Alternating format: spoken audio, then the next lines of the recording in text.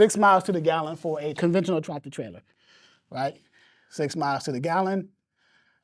And let's say you booked a load for your driver that drove the trip miles was 1,500 miles in that lane. Let's say Norfolk to, it's probably less than this, Norfolk to Houston, right? What is that? What do you think? 13, 14, by right. So we'll go with the 15, right? So 1,500 miles. Okay. So what you would do in this, you would take the 6 miles per gallon and divide it into the 1,500 miles. And that's going to tell you how many, because this is miles. MPG stands for miles per gallon, right? So when you do that, when you divide that into that, it's going to cancel the miles out and tell you how many gallons is required. So what is 50? It's 250.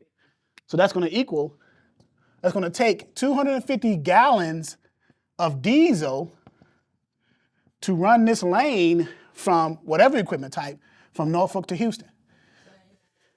Now you're going to multiply the 250 gallons times the price of diesel gallon coming out of, well, Norfolk is in the southeast region. So whatever the price of diesel in the southeast, what is that?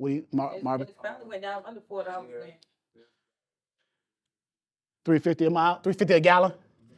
So whatever $3.50 a gallon times 250 miles, $875.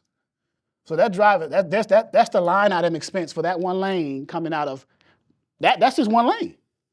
So you got to find a load that's going to pay enough to substantiate covering that expense off the top to make it, and your dispatching fee, right?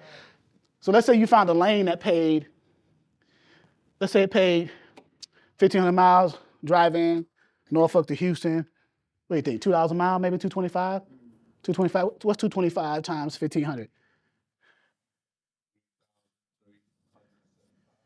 375. Okay, so that's what the lane paid. That's what the broker paid. Now, that's what it was posted for. And let's say you couldn't negotiate your 10% on top of that. You could not. And the broker was firm and your carrier said, okay, even though the broker was firm, I still want that lane because it's going to an area that I either want to visit family, I can get good loads out of, or whatever the reason they decided to take it, right? So now you tell the carrier, okay, well, since I couldn't negotiate my 10% has to come out of that because I still booked the load. I still got to get paid as a dispatcher, right? So what's 10% of this? $337.50? $337.50. So that's another expense. Adding up, ain't it?